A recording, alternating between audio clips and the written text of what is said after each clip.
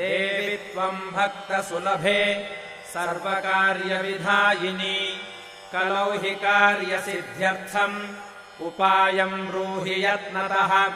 देव्युवाच शृणुदेव प्रवक्ष्यामि कलौ सर्वेष्टसाधनम् मया तवैव स्नेहेनाप्यम् वा स्तुतिः प्रकाश्यते। ॐ अस्य श्रीदुर्गा सप्तश्लोकी स्तोत्रमन्त्रस्य नारायण ऋषिः अनुष्टुप्छन्दः श्रीमहाकाली महालक्ष्मी महासरस्वत्यो देवताः श्रीदुर्गा प्रीत्यर्थम् सप्तश्लोकी दुर्गापाठे विनियोगः।